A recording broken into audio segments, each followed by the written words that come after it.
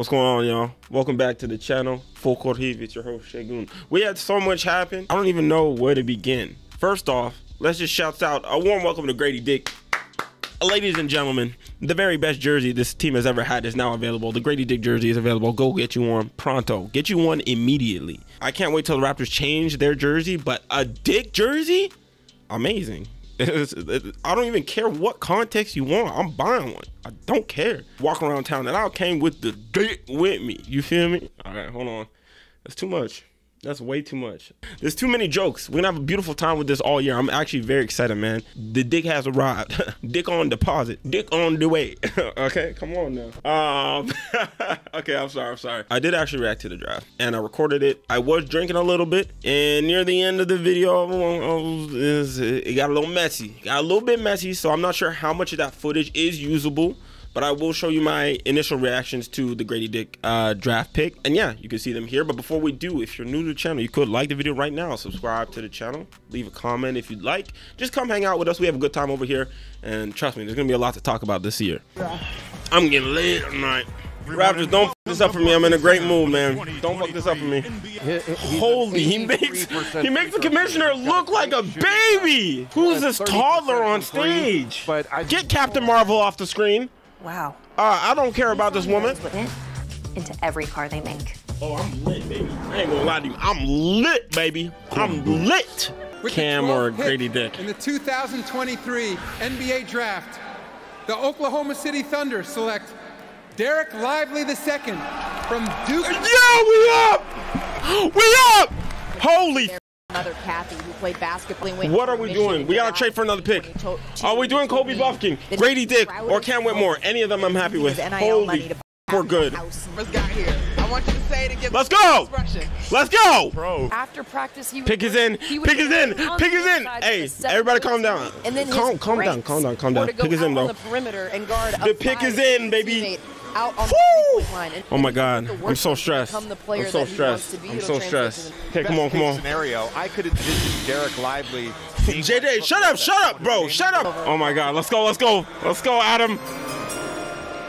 Do me nice, Adam, do me nice. With the 13th pick in the 2023 NBA Draft, the Toronto Raptors select Gradey Dick. I like it. I'm here. I like it. I like this pick. I like this pick. I would have liked a guard too, but I feel like you can trade for another guard later in the draft. Now you trade for another pick. Yes! No, I'm on it. I'm on it. And then from three. I'm so amped. Great pick, boys. Masai Bobby, good job. Good job.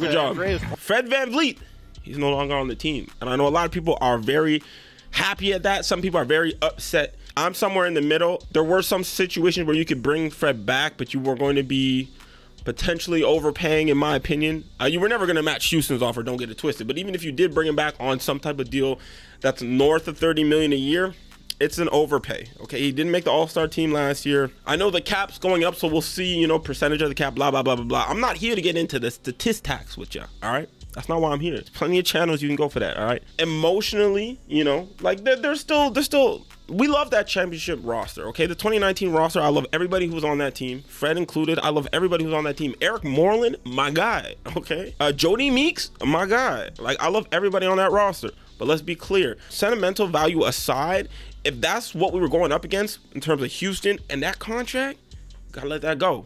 We have to. And I appreciate his time. I will not belittle how important of a Raptor he was.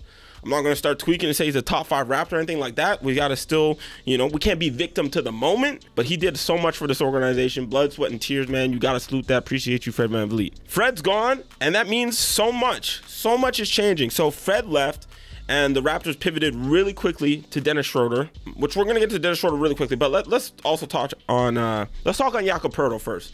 Jakob was a first signing free agency, 4 years, 80 million, so 20 million roughly per year. When we look at that, it's no brainer, really. Like, you love Pirtle, you love what he brings. The only question mark is, if this team is going to more of a retool or rebuild, can we convince Pirtle Power to stay around? That's really the question. So I know he doesn't want to be on a rebuilding team. I would say that the Raptors don't see themselves as a tanking team at all. A retooling is more what they're looking at. I think their aim would still be to make the playoffs. But the difference with the team running it back versus what we're looking at now is that team had to make the playoffs or it's a failure. They had to make some noise in the playoffs or it's a failure. The team we're looking at now is a team where they want to make the playoffs, and if they do, consider it a success, I would say. Most likely. Assuming what I picture is going to happen next happens.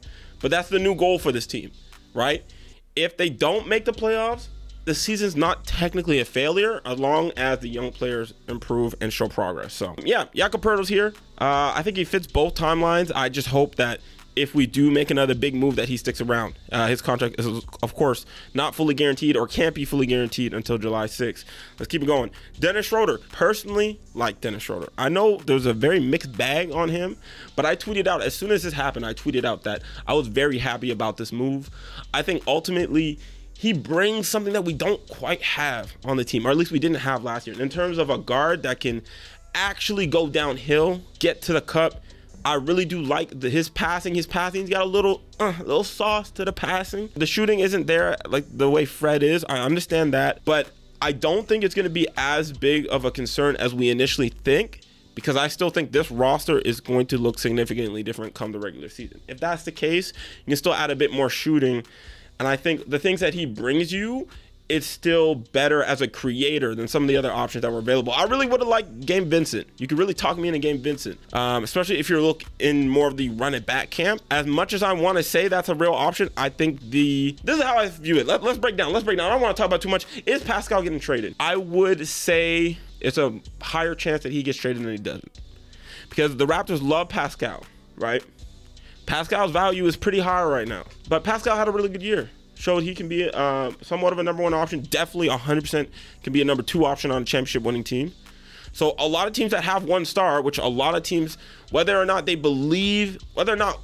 believe that that one star can win a championship, their city, their franchise believes their star can be that piece. So then you add Siakam, who's a proven number two commodity since 2019. You know, a lot of teams I could see making that move.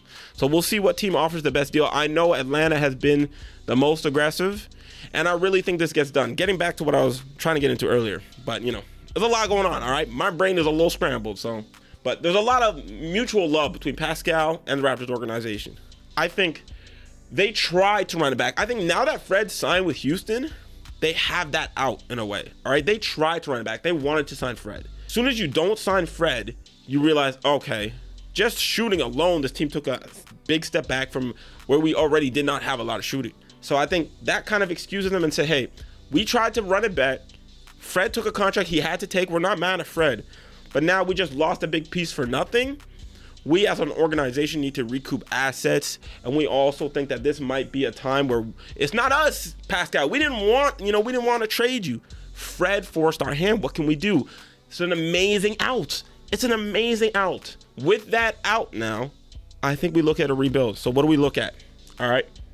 A potential Pascal to Atlanta trade. There is rumors that Onyeka Okongwu could be offered in the trade. I think Kobe Bufkin would have to be included in the trade, considering how much Toronto liked him as a prospect. Those rumors have come out. You get Onyeka Okongwu and then another contract to make the salaries work. Maybe a Bogdan Bogdanovic. I don't know if he's still on roster. I honestly don't even know. Maybe it's a 3-team deal. You add another pick or so. I don't know how many picks Atlanta has after the DeJounte Murray trade, but I would assume you get at least one first round-ish pick or a bunch of seconds. I don't know. I'm not going to go into value of who's worth what, because honestly, I can't tell how much picks are valued anymore. I really can't tell. It seems like it goes all over the place. It's up and down. I don't know. If Pascal's gone, a couple things then happen. Scottie gets a bigger role. OG Anunoby gets those reps that he's been asking for. And then you're most likely, I don't think you're signing an extension with OG, but from my understanding, there's a limit to how much they can extend him to, and that if he declines his option and becomes a free agent, Raptors can offer him a ginormous deal, which I think they will, especially if Pascal's gone. And OG gets a big deal. Scottie's deal is, I think an extension would be like the next year or something like that. And yeah, you're pretty much locked in. You're going to re-sign Gary. And then the future of Gary, Gradey, OG, Scottie, Jakob Poeltl, and, you know, maybe Kobe Bufkin in this case. That is a solid young team that's fun to watch, fun to build around. I could really see Darko taking that team somewhere. but it's a lot to think about. Raptors also signed Jalen McDaniels. I don't want to not mention him. Love that pickup. Love that pickup. It's crazy that we lose Fred VanVleet, and this is the best free agency we've ever had. I don't want to say ever, because I'm not going to go through all the history, but like, think about it, bro. Go back, you think about DeMarre Carroll, Otto Porter. I mean, I don't need to remind you that dude played like 8 games and then had a broken toe, did not play the rest of the season. Insane. Hiro Turkoglu. Like, it's not a great list is what I'm trying to say. Jalen McDaniels, long, 6'8", or 6'7", 6'8", can shoot a little bit. The numbers aren't great in his time in Philly, but I think he can shoot a little bit. Definitely shoot better than a lot of the guys on the Raptors currently. Offers a little bit of being able to attack off the bounce. You don't need him to do too much. You just want him to be a competent role player, which the Raptors have not had for years. So we add that, add Dennis Schroder. We do lose Delano Banton. Delano Banton signed a 2-year deal in Boston, which is good for him. He didn't play that much this year. To get a 2-year deal is huge. I know people are really mad about not having Delano. I think it's really unfortunate that he didn't get the chance to fully show what he had under Nick Nurse. I think things could have been definitely different under Darko, but is what it is. Go get your money, Rexdale. You know, we support regardless. What does this mean for the guys left on the roster? I think we could see smaller moves where Malachi is gone. I could see Malachi being included in a trade, potentially with a Siakam trade. Boucher, I assume, is going to be moved for some more shooting just to balance out the roster, and similar with Thad Young. So Thad, Boucher, and Malachi, I don't envision on the team next year, but I wouldn't be shocked if they are. I'm just saying, with the way this team still can improve through trades, those are very movable contracts. It's going to be interesting, man.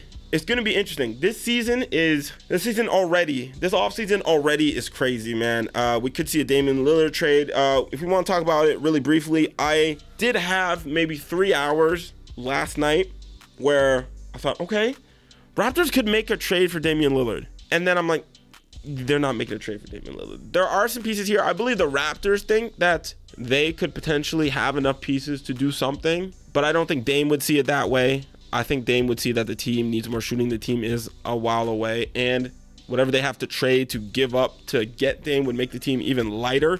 So this is something where, like, if we had a coach that was developing young players, if Nick Nurse was developing young players and we had young players grow and actually improve, then we have more just depth on the roster to convince another player to sign or to help with trades. We'd have more assets to give. It's really unfortunate that Nick could not.